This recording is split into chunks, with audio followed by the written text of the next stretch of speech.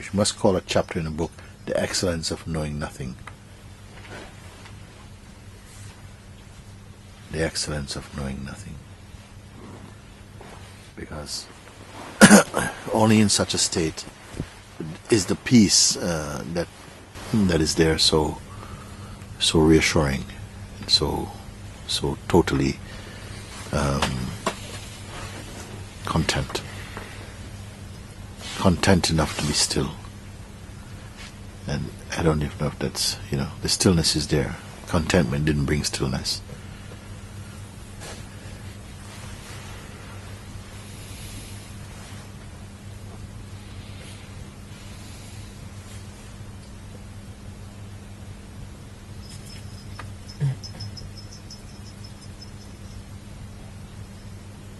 We've been talking sometimes that the truth is simple and all of that, but sometimes I question this, whether we are looking in the wrong way to speak like that the truth is simple or complex.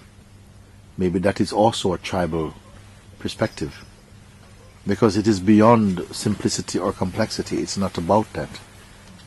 It's not in the category of the interrelated opposites. You understand? This is very important, I think, what I'm saying right now. Because, sometimes I say, but it's very simple. It's all very simple. And maybe according to how the mind works, it's thinking, Mooji said simple, so that's to do with the way it works. But the truth does not work. It just is. And it's neither complex nor simple. There's no way fitting into the way that the human mind is working, which is, it's like the mind is like an instrument for interpreting and for measuring change or variety and for speculation. And what I'm speaking as the awareness is not in any category. The mind itself is a category. The mind itself is and the person the sense of the person, they're all linked together. And awareness is not part of that atomic structure. It's not a structure. When you say simple, for the mind it's always a signal to not doing anything. So I think for me it's helpful to not go this complicated thinking. Could you say again? I missed it.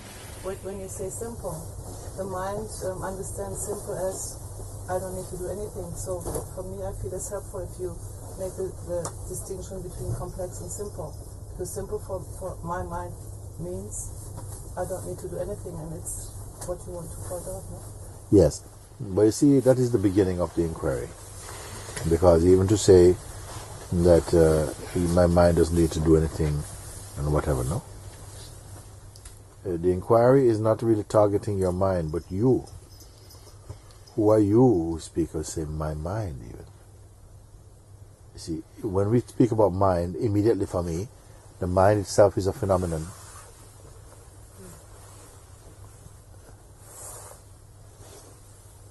If I talk about my mind, immediately interest goes to the mind more than to the mind for me. Do you follow? Many times you talk about people say, well, my mind, but it goes to the mind. Look for the mind, what the mind is doing. But when you say my mind, my interest goes straight to the you. Who is the you? Because whatever the mind is, it's taking its reading from you. So who are you? They say my mind immediately, feels like I don't have to do anything. So who is the I? And because we are so unaccustomed to somehow question the I, we always more go to at least questioning what the I thinks or what the I imagine or what the I wants, which is secondary to the I. You see, these are the real essential questions. I don't even know what all these people are talking about in this world. Yeah, and Jesus is coming and he's going to do all this kind of stuff, and I think, wow, I know this mind, I know these worlds. They are part of an amazing sort of matrix of spiritual kind of like currents, because the Muslims are having a relationship with God, and the Christians are having a relationship with God through Jesus Christ, and sort of like the Buddhists are having their relationship with the Buddha, and the Hindus are through Krishna, and the worshippers of Vishnu and the worshippers of Shiva. They all have their these things which are real, and people are having experiences and sitting with Shiva and going through all these things, and meeting Jesus, and who is speaking about all these things. And where do these worlds collide? Where do they where do they meet as one? Because they seem to be more that even the prophets seem to be arguing against other prophets in the mind of people, and it feels like it's unarguable. Where do you go? And I have to come back and say, but who are you? Jesus took me to see you being who? Who are you that Jesus recognized? In what way does Jesus recognize you? As what does Jesus recognize you? Can he recognize you anything other than the way he recognized himself? I mean, are you of different material? That he thinks himself, I'm the son of the Father, but you are something else. You are going to hell. I mean, could Jesus, in what way Jesus is relating to you? In what way is the Prophet Muhammad, in what way is he relating to you? Or what does Krishna call you? You're calling you something. So this is the, oh my God.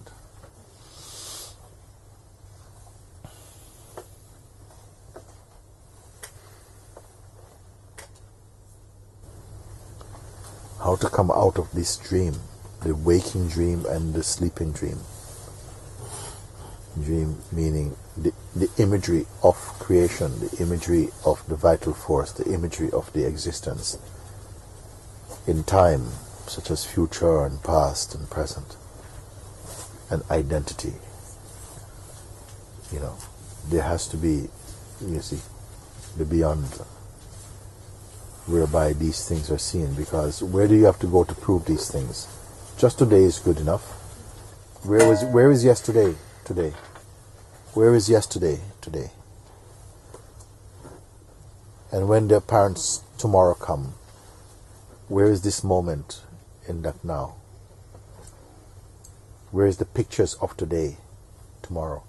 Where is yesterday's pictures in you today? Yesterday, equally, a moment was there that was very, very succinct, or very delicate, or profound, or very aggressive, or something. It had an impact upon your being in some way. Where is it now? Where is it? Where is yesterday? Sometimes it says 9:15. Where was 9:15 yesterday?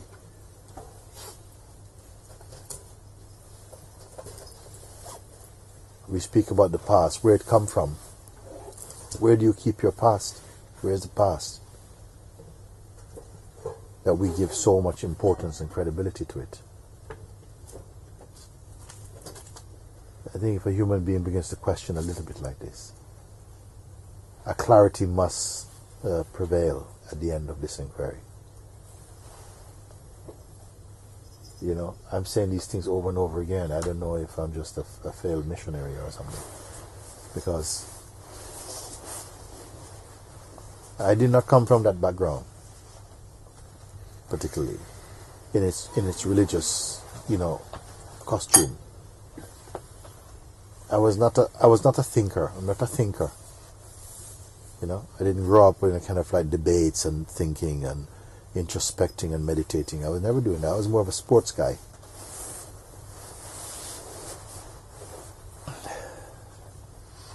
I never read books, and very basic kind of guy. Watch movie, read comics, and fool around. Make a lot of sports and all of that.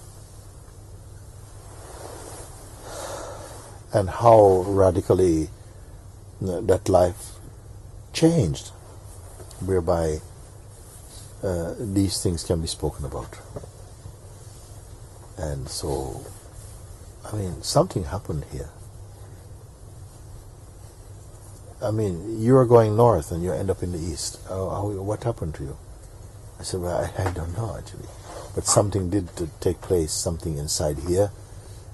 And a reorientation of direction somehow took place now. And I'm now speaking about these things.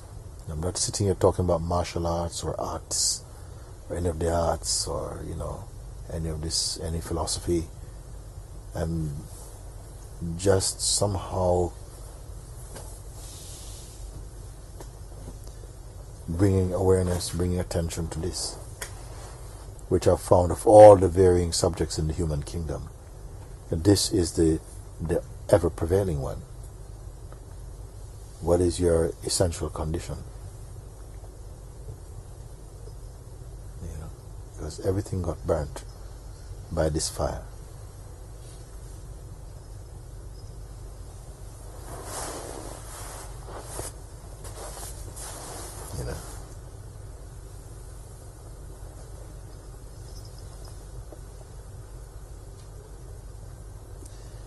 And you have to be strong to be in this. When I say you have to be strong to be in this world, what world am I talking about? The world that is lived in the mind. The world that is the world of human beings relating to other human beings, about life and ideology and their own personal mythology and identity. The interaction that happened in the marketplace called existence. This is what I say is very complex.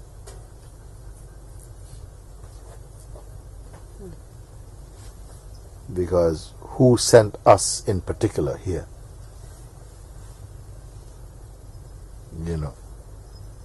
When our parents were pregnant, mother pregnant with you, she was expecting a child, but was she expecting you particularly?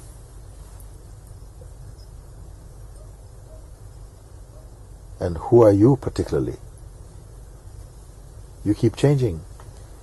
Sometimes you're blue, sometimes green, sometimes yellow, sometimes no light, sometimes brown, sometimes pink. Who are we? The child of our parents.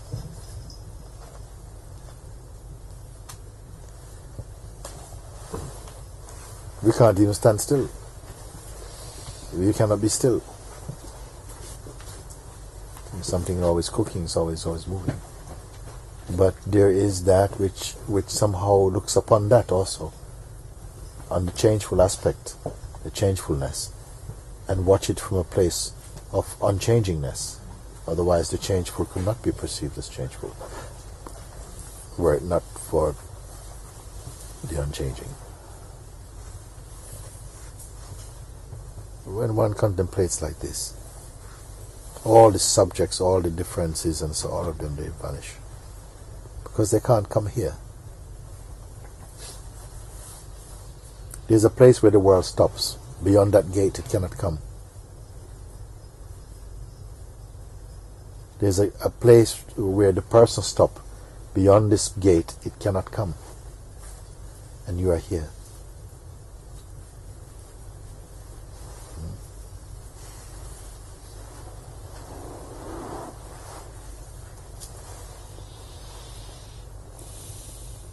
But when I say we have to be strong for this world, we're in our individual worlds, but we're in a common world in a way, because all the individualities, this is, like I say, it's the same guy, it's the same world being looked at in a slightly different way in each one. But it's like when you are from in the English-speaking world, you can speak with everybody who speaks English. We can correspond. We can correspond. And if we find an interpreter, we can correspond to people in different languages also. And you come to find that they are the same guy.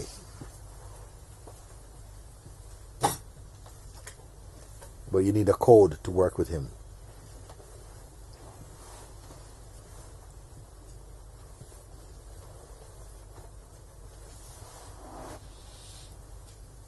I don't know why these type of discussions produce so much joy.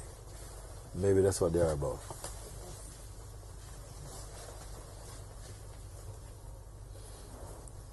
And where did joy come from? Somehow the absence of the person. The real observing into the truth removes the person. When the person is removed, there's pure joy. And where there's pure joy, this is you're in the presence of God, in the holiness itself. Because joy is God's perfume. Peace is God's perfume. Love is God's perfume. So when the person is out of the way, the smelly little person, then you're in the perfume of the holiness. You see? You caught him.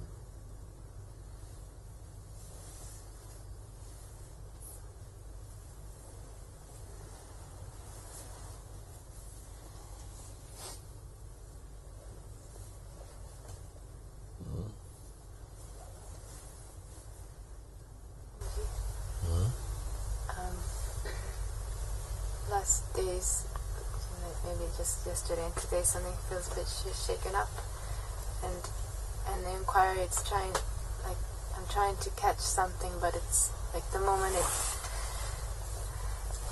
something is caught and really held on to, and it dissipates, and there's a peace. It's like something escapes, and I cannot. It feels very elusive, and it's like showing up in different ways. And but for me, immediately, something escapes and is showing up in different elusive. I don't care nothing about it. What business I have with that? He wants to run about it. Let it run about the place. What does it take from me? What does it take from you? Nothing at all. What does it take from you? Attention and eventually belief again somehow. But how can it take that? It cannot take that. It can appeal for that. It cannot take it. It is you who give attention to it or something. Just out of habit. You have to acknowledge your power. You cannot just keep giving things away and say, oh, because this thing here arise means that I'm distracted. No, you're not because of that.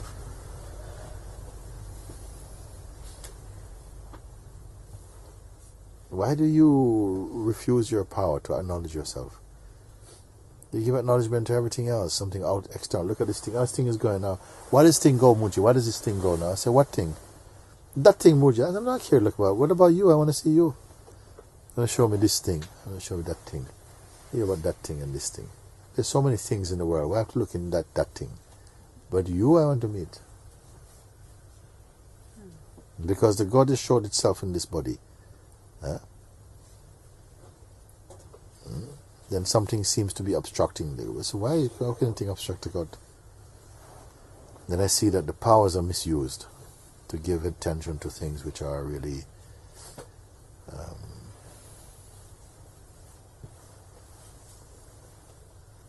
of little value in themselves. They only have the value given to them. Can a thing have value in itself? Does gold have value in itself? There was no human being. Would gold be valuable?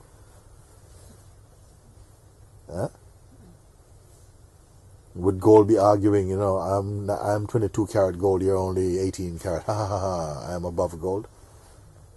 No, for whom? It's you who give the value to it.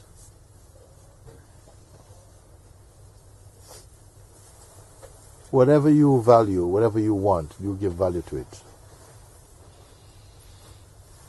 Early explorers used to go to some country, find that they have gold, and exchange gold for what? Lots of other little nonsense things. I give you a mirror, look, you can see your face. I take your gold. Yeah, take it. Thank you very much. Oh. Laughing. Look at them. Oh my God, he's giving me something mystical. What a stupid man. He took all my gold and gave me this. Amazing. Wow. I wonder if there's some place you can get more of this from. And then more of them are coming. Look, mirrors. Oh, gold. Take all the gold. Why? You value this thing. They value that thing.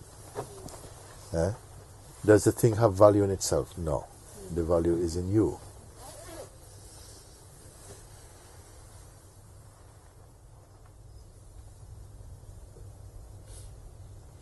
if you really understood this, all your questions and doubts would perish, isn't it? Why would you be coming asking, well, sometimes my mind... Well, you would not have. It's finished. It's finished. If you're found what doesn't even take not 1 minute, not even 1 second. It doesn't take 1 second even. I have not heard anybody talking about it. It's just that there seems to be a lingering confusion that somehow is... Suppose you don't have time to be confused. What doesn't take time? There's no time to be confused. I would answer silence. Huh? I would answer silence. Why you bother answer?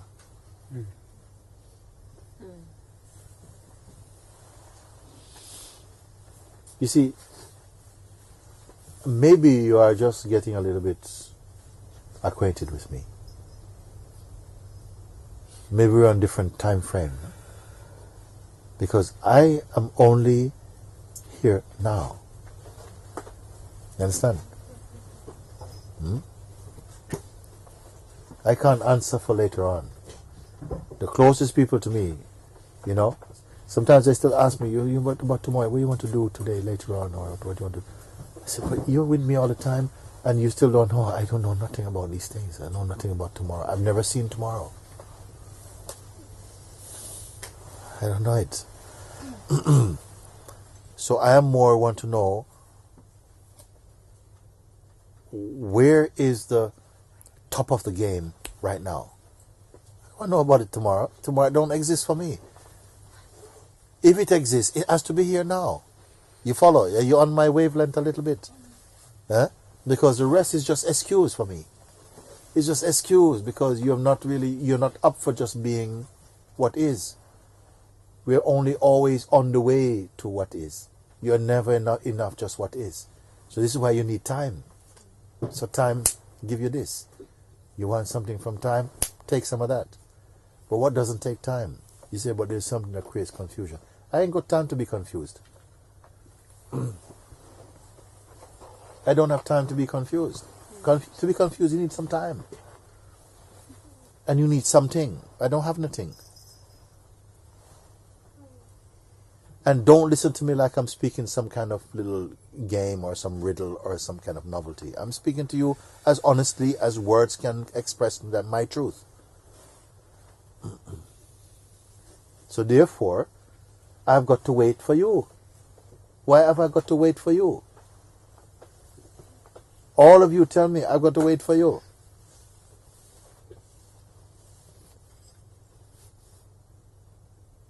Why can't we be in real time together or in no time together? I feel very much. You see, wonder maybe we might arrive together. We might just be here together. Can we be here together?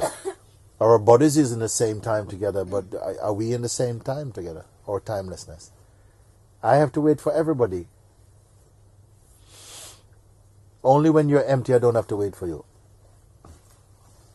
You follow or not? Yes. So it's a clue how you are being in your own life. You're waiting for something. And if you're waiting for something, you're not present. Now the thing you're waiting for, is it waiting for you?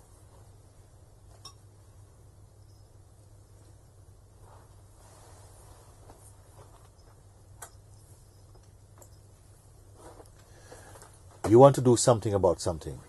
I don't have to do anything about anything.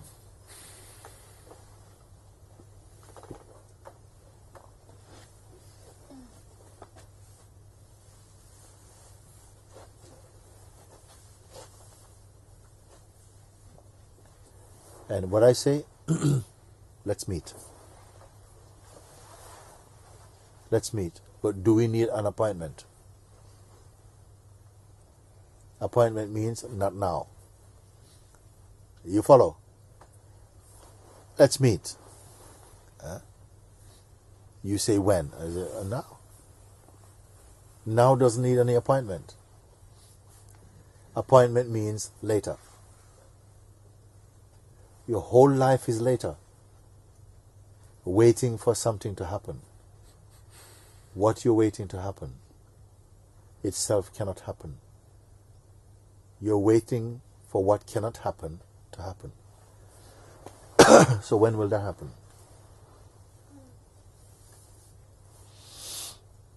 This is going to be one of my best YouTubes. Isn't it?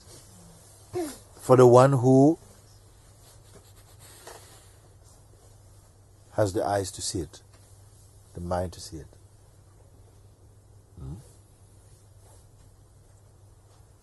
Even if you try to focus, you're already late. Even if you try to focus on what I'm saying, to try and understand, you are already late.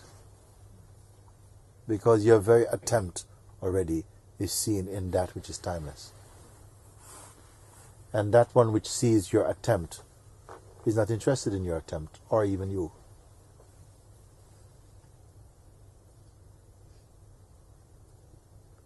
And now, are these words offensive, you see? Somebody would be offended by them.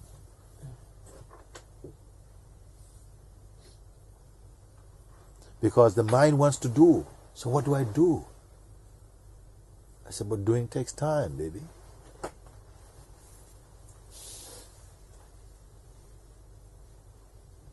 What doesn't take time? What is it that you don't have to do, nor can you undo?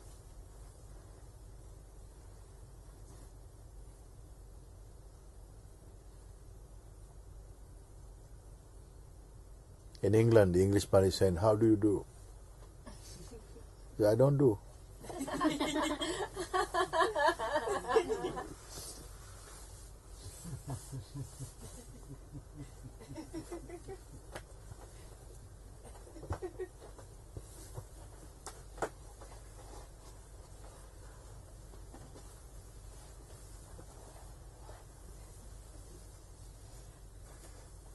So, instantly, more instant than instant is what?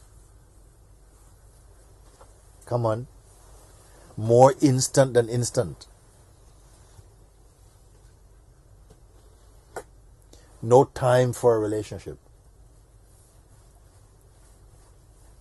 No time to separate. No time to meet. No time to meet. Then what? Now what? You have to reject me or accept me. I accept. It's already done. You see, that cannot even accept or reject me, isn't it? I'm trying to show you where we've never separated.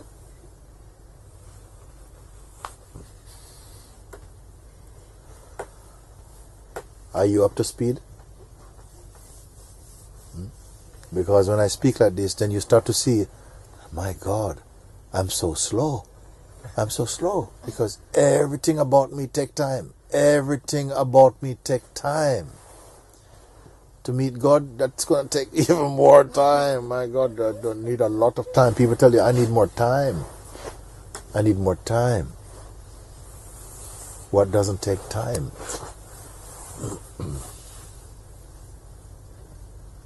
Time is in the domain of ignorance.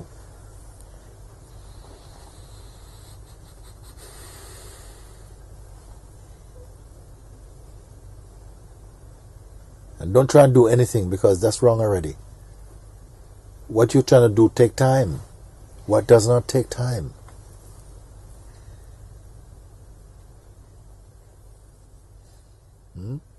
There's already a very strong reflex that maybe as soon as you think this conversation is over, which makes no difference to what is,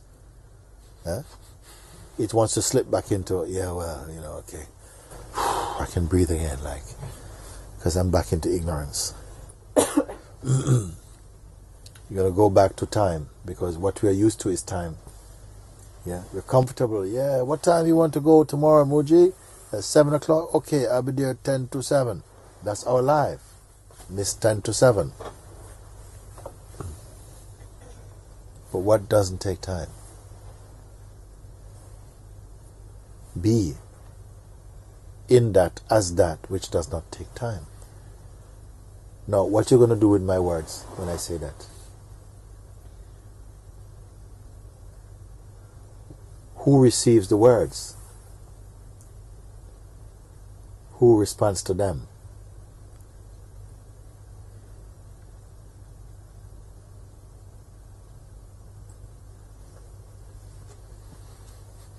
They're only reflecting back something which is not time. It's opening up something to show you what is not time. But this thing is not apart from you. This is the mystery.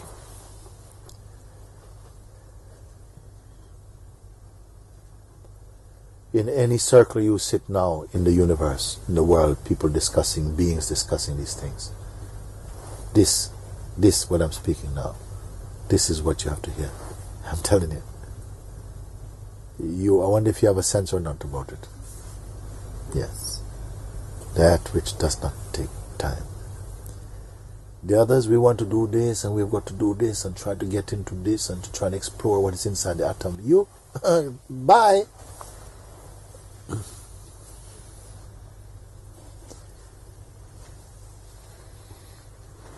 You're time investors. Timeshare. No. What does not take time?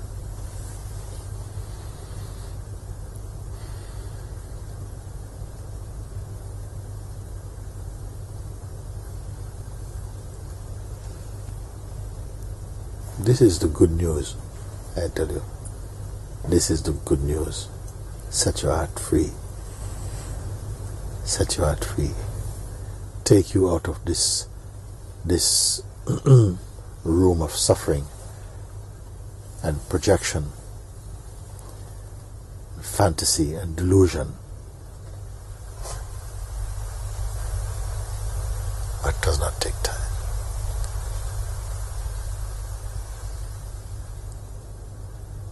When you find that out, you are in love already. It does not need time to love. Love knows nothing about time.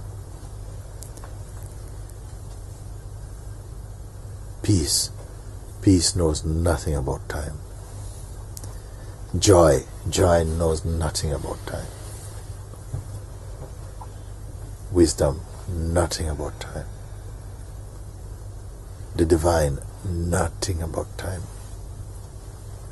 Timeless, eternal, they say. But who is going to collapse in what I'm speaking?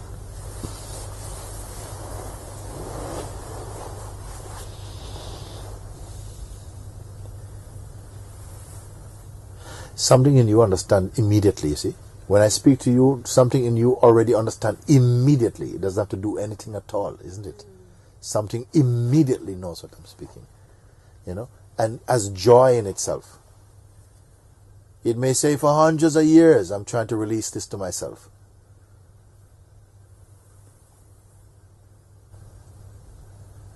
But today, enough grace is here to say and hear myself at the same time. To speak and hear myself instantly. No delay, no time.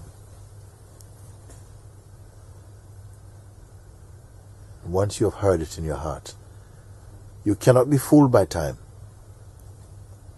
You cannot be fooled by time. This is why every time I hear people talking, yeah, Mooji, the trouble, if you're already in this time, darling, I don't have time for you. I'm here for a little time with you. To introduce you to the timeless. One day I'll go. I don't know when that one day, it could be one day in timelessness I'll go. I'll leave time.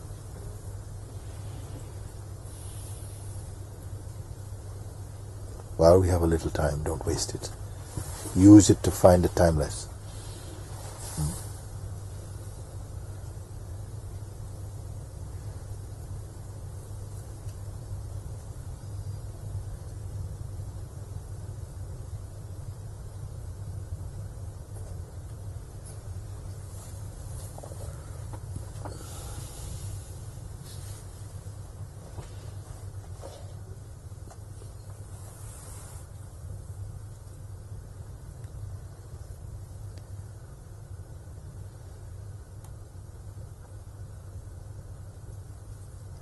You see, this you could put down as the most important talk a human being can have.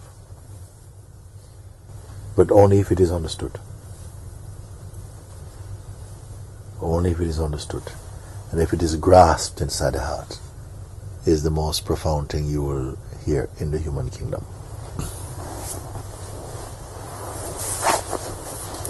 Who knows this, what I'm speaking in the heart? Very good.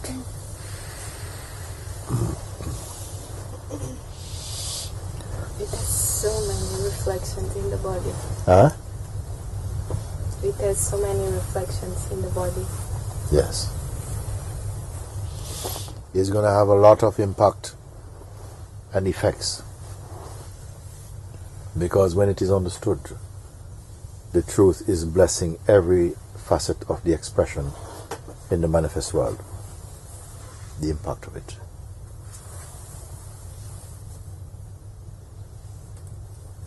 Because I see the rest once you've seen like this. The rest is a trick of the mind. If you make your stance in the mind, you have to play by the rules of the mind. And the rule of the mind is time and effort and identity. And then you go around on that merry-go-round for, I don't know, it's not so merry actually. Go around for quite a little while. Because it is creating time, produce time, selling effort, selling belief, selling concepts, selling duality, selling distance, selling separation, selling promises, trying to sell God, selling truth. But I point you directly that which is not in the bubble of that delusion. So what should we do now has got nothing to do with it. It is not a doing thing.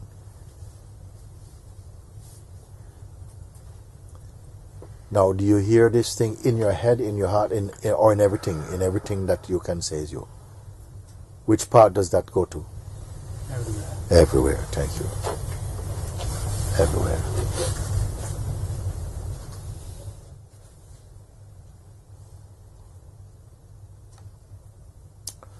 We've been talking about something, and sometimes I discuss it a little bit with Arjuna. We've been using sometimes some timber that we buy, and they say that, we call it talonized wood. I first learned about this term in England. Talonized wood. This is a wood, it looks like any other wood, you buy it like this, but you put it in the ground, it doesn't rot. So no insect can live in it.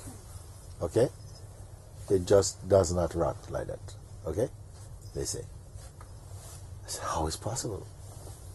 Because I put a regular piece of wood and a talonized wood together, and then this one, after you put it in the ground after 1 year and stuff like that, you can just take it and break it with your hand. But this one, it's the same. Then I heard about the process. I don't know if it is true. Maybe somebody here who is more technically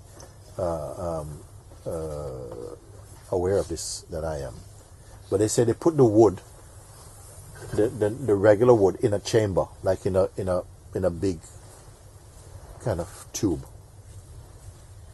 And then this tube, they create kind of like, they suck all the air out. They draw out, like they suck all the air out. So whatever moisture was inside the wood, when they turn up this thing, goes suck everything out, no? So they now inside is a tremendous tension inside this vacuum. And then at the other end, they release this liquid. And when they release it, it replaces what the other one came out, something like this. Yeah? And that just gets pulled back with this particular chemical treatment that makes the wood,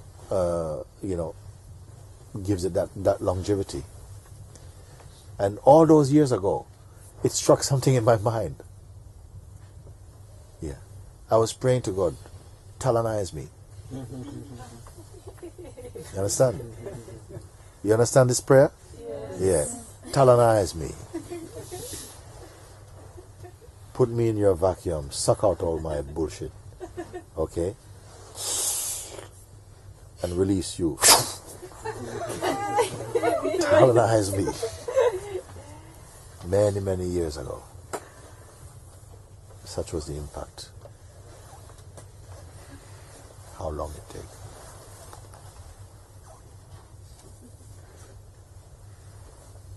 So, to be talonized, it's also a phenomenon. Because the truth doesn't need to talonize anything. You understand? It is. Talonizing takes some time. Even a second, a microsecond, it's finished. Truth doesn't take that. Why? Because it is everywhere the same already. This is why I tell you, when my master spoke, instant awakening.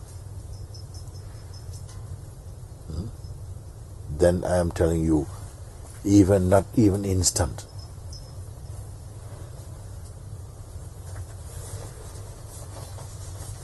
What does not take time?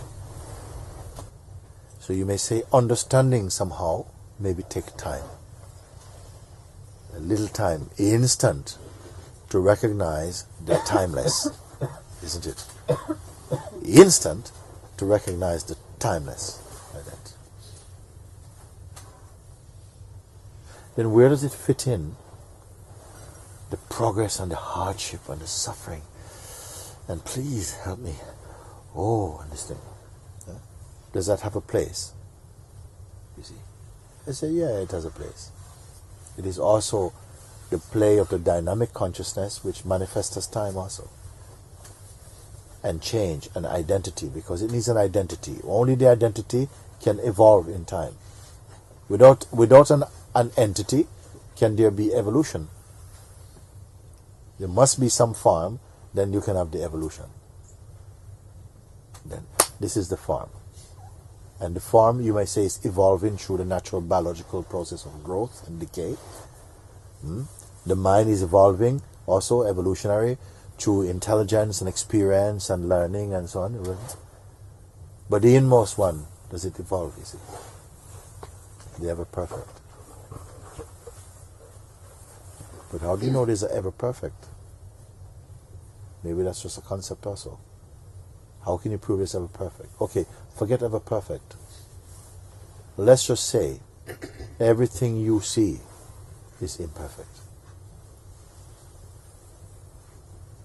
What gives you the ability to know that it's imperfect? Because it is subject to change. If everything is subject to change, you would not even have the concept of change.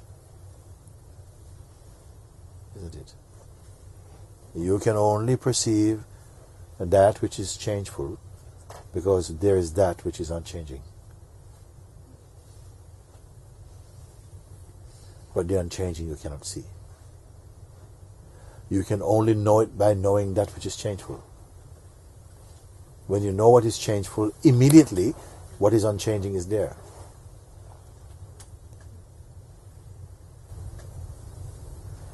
Maybe it is enough for today to tell you that. More than this you don't need to hear about now.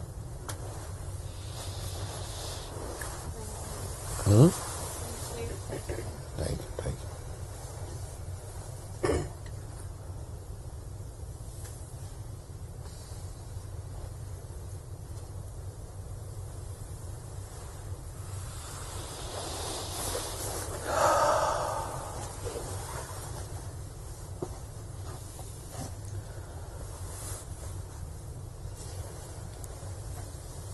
Too much love.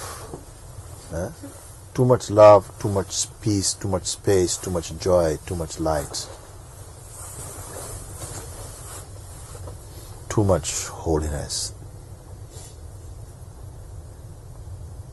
Too much perfection. Too much God. Too much. This is what I have to say.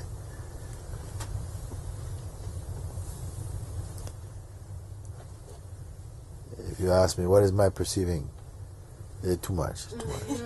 It's too much true. Too much happiness. Too much contentment. Too much light. Too much peace. Too much joy. Too much timelessness. We can feel it.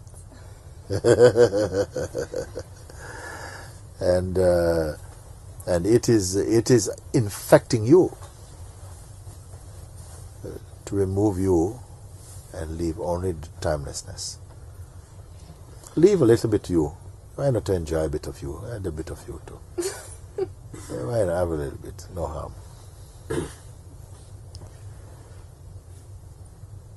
You without you and you with you. Before I was saying you without you.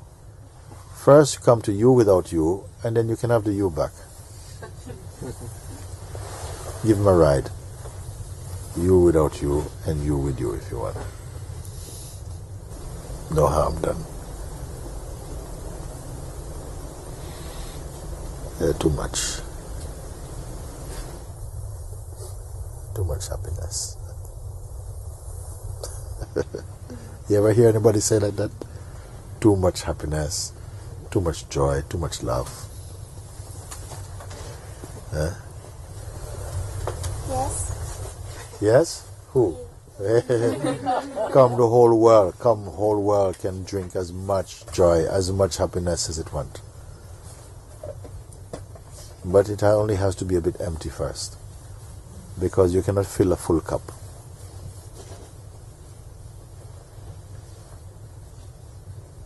Full of joy.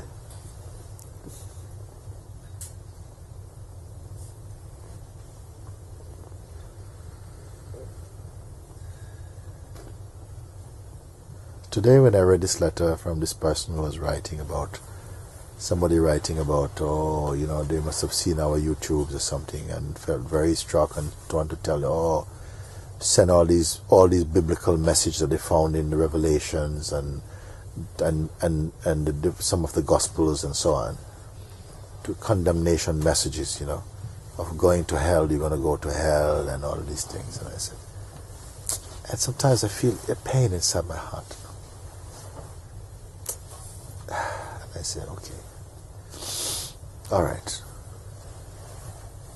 Then, if I can be wrong about this, if I'm wrong about this, and then I'm also guiding others into this wrongfulness, and then put a stop to it and turn everybody to the right way if I'm wrong about it. Then I have to put like this. I'm wrong about it. And I'm here telling you, too much joy, too much peace, too much love, too much happiness, too much freedom, too much compassion, too much all-inclusiveness, too much life, too much timelessness, too much infiniteness, too much.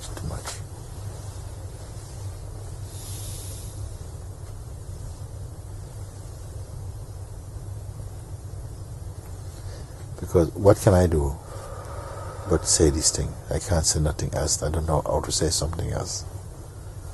How can I say anything else? Huh? Why should you? I can say sometimes, why not? Why don't try?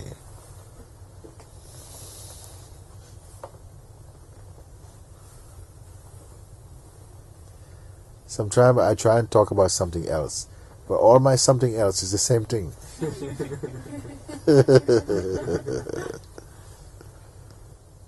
Because it's not the something else. There's nothing else. There's no else.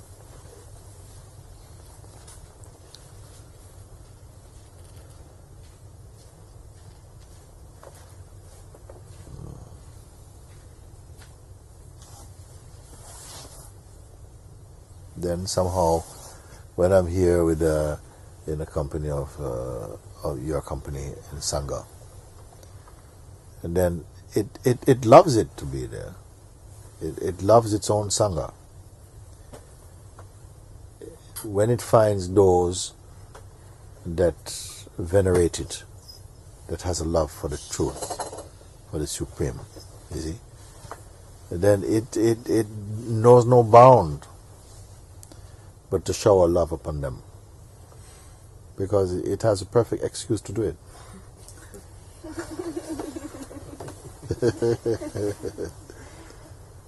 I don't know. And they come in all forms they come. I see the love of God, the power of the Holy Spirit and thing, working in many different expressions. It's there. Yeah. But it imparts its grace in many different ways, you know, in the form of miracles and many ways.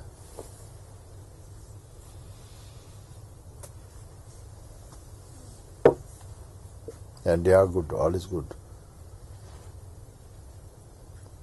But this way is very beautiful.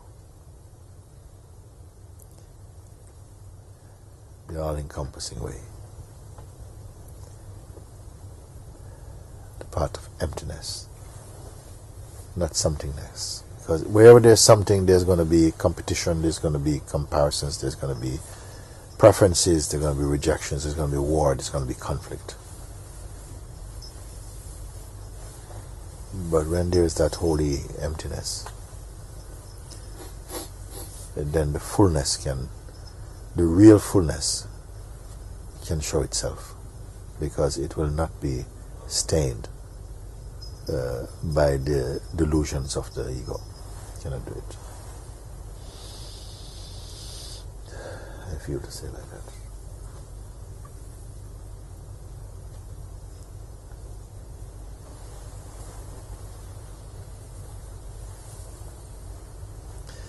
And you are so filled with joy, you don't even want to go to bed. You can't sleep. Even your body is tired, don't know what you mean. That body is tired, I'm tired.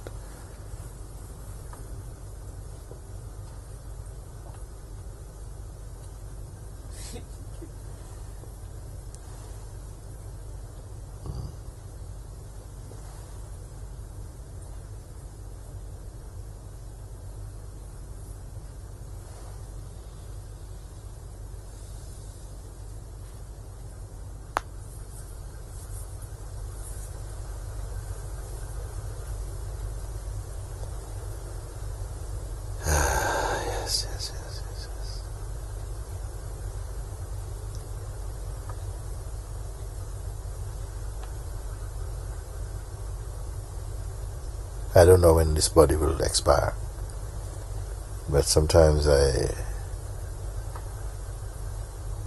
feel that some more time in it would be appreciated to prolong this joy in the sharing of this pointing. But it's not up to me in that way. If I can say like that.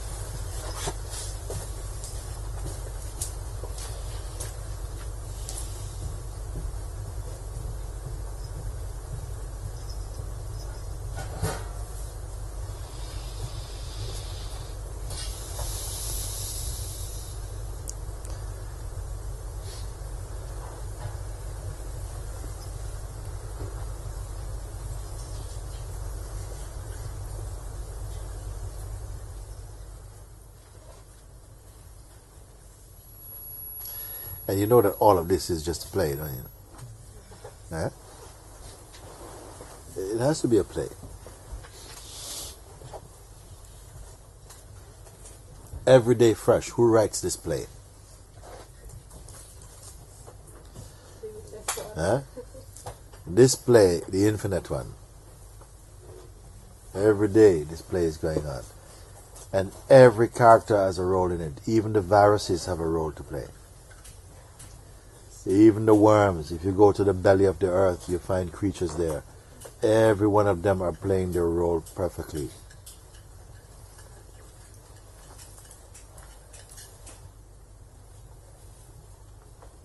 Everyone, even the dung beetle. Eat the tapeworm.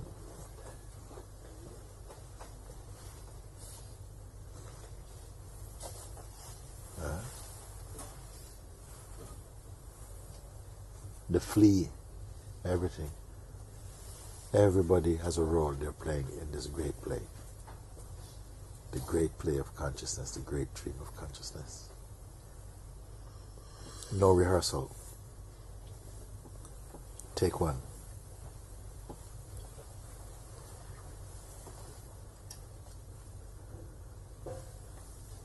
Take one. Give one. Take one.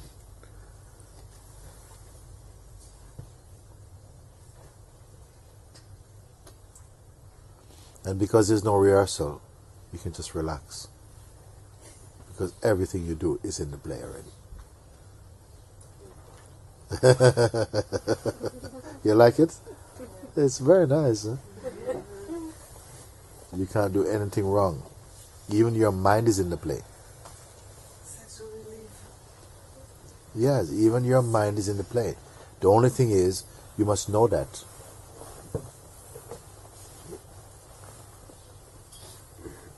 There is something that's not in the play. But even your mind is in the play.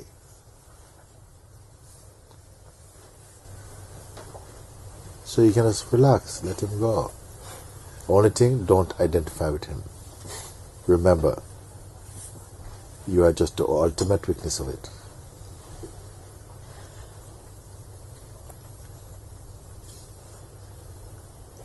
Who is on the balcony watching all this? The Supreme Lord of the Universe.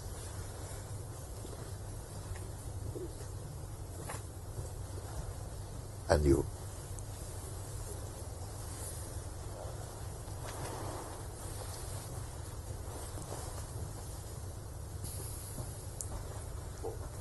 He knows what I'm talking.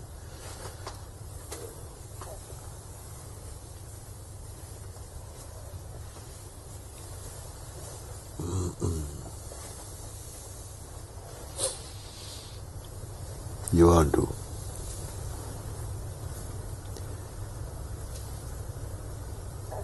But now it's been made very clear.